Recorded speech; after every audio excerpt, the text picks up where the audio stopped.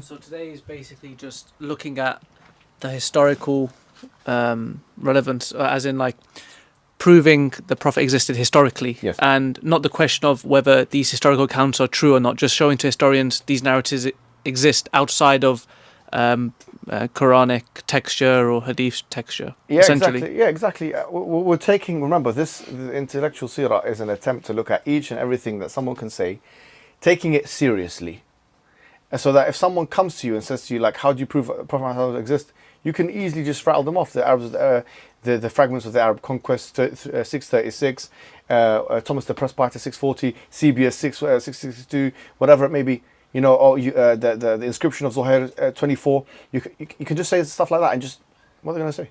What are they going to say? And if they deny these historical premises, then you'd have to counter by saying, what historical premises do you believe? And it's like a philosophical argument, but from a historical lens. Is that exactly? Because the thing is, if they start denying this, then we would just say, let's apply your methodology to all of history. Let's see what happens. Exactly. Let's see what happens. Yeah. Like, and then I can even be audacious about it and start mentioning genocides and stuff just to get them in trouble. Mm. No, honestly, because if you're going to start denying this That's stuff, true. like the existence of one person or a group of people that believe in a certain thing is just it's a very easy thing to substantiate, right? Compared to the actions of people against another people and how many people and this kind of details. So I think it's an easier case to make, even though there's a historical gap. Mm.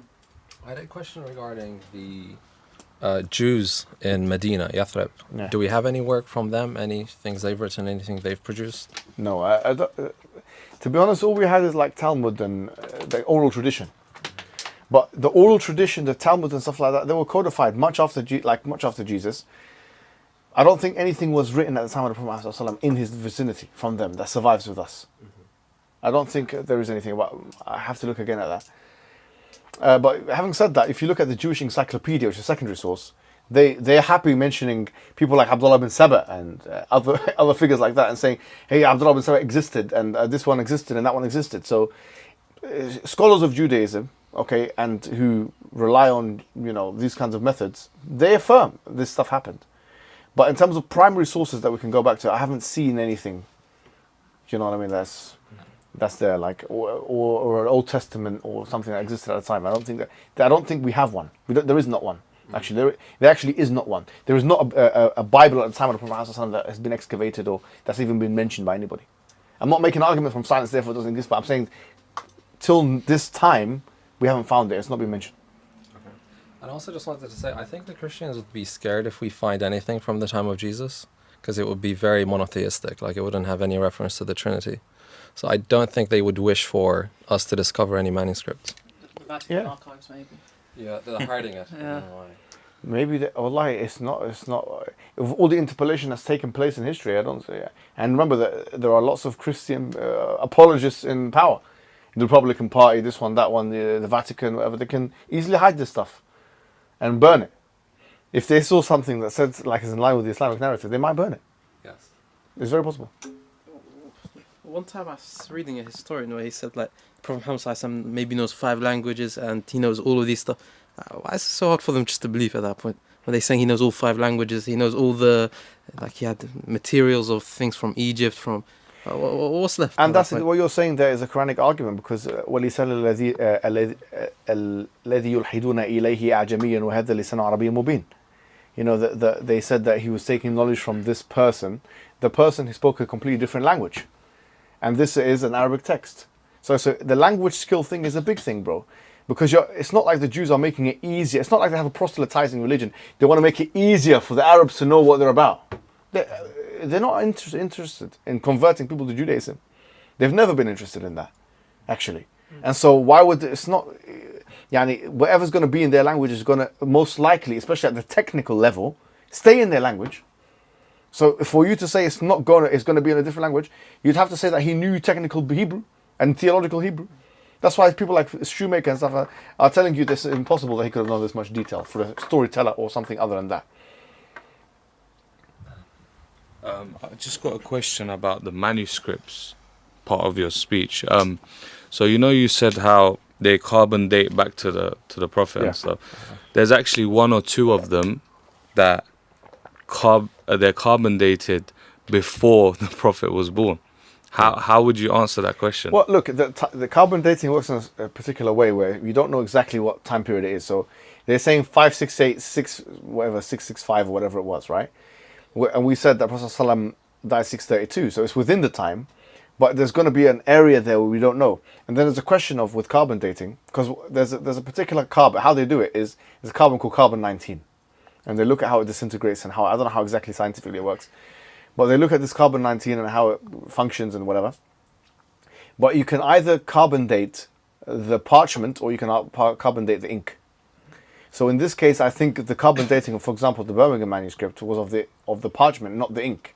So some of them have said, for example, on the Birmingham parchment, they say, why are you carbon dating the parchment and not the ink?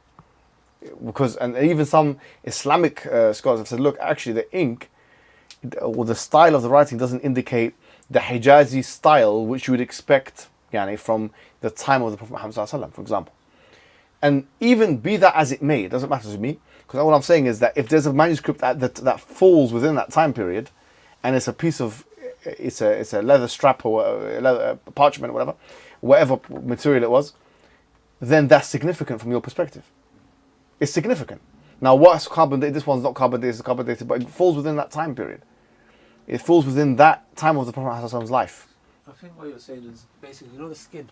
Yeah. Let's say the skin, the deer was killed 20 years ago, and then the Quran was revealed 25 years later.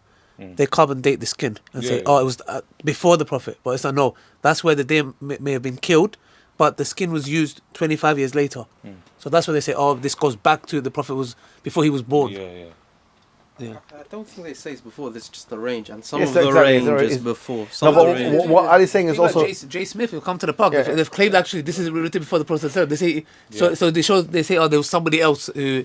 You're both right. You're both right, because it could be a range, and it could be that the skin was there for 20 years, and then someone wrote on it.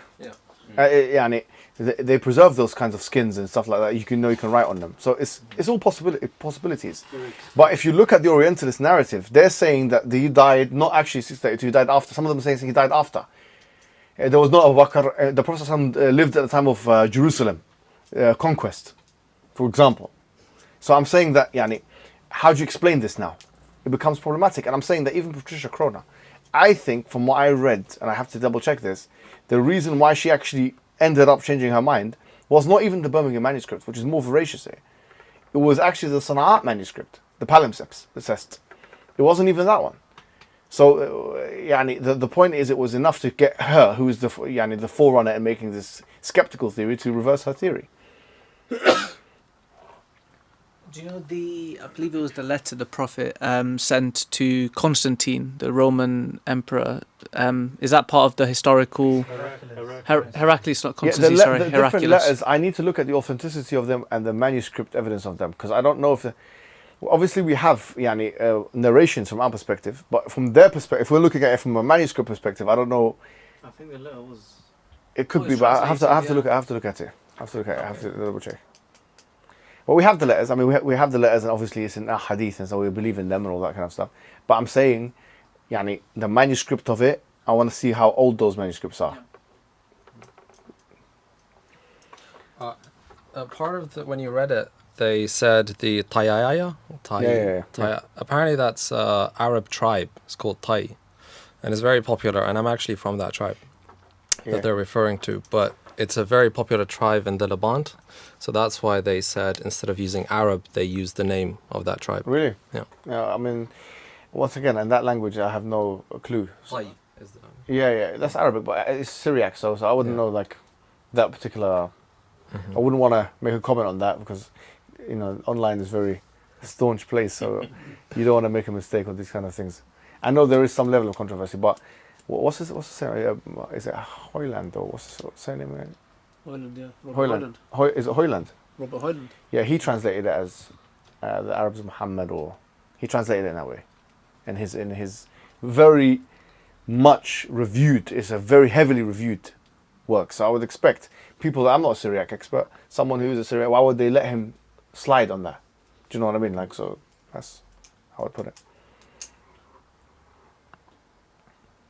How do you feel after the first session? Do you feel like you're armed now with information, which is pretty strong? What do you guys think of the Kathisma church? And that was the church one was really good.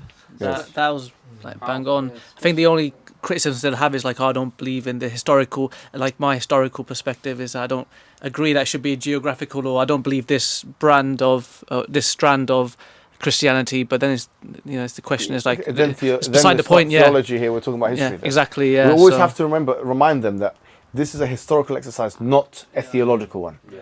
Can you send this again? That screenshot looked very distorted. Yeah, man. Can you send Which one?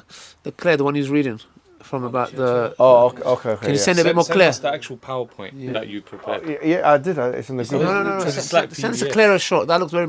Yeah. Okay, I'll And try. the coin as well. That was quite interesting, seeing the Prophet's name written and the basmala on it. That was they're everywhere. You can buy them for 40 90 years to after £100. his passing. It's 670. You said that coin. About 50 years actually. 50 years, yeah. So 65 AH, I think, is the first coin with his name. Okay. So if you died 11 AH, what is it? 54 years, yeah.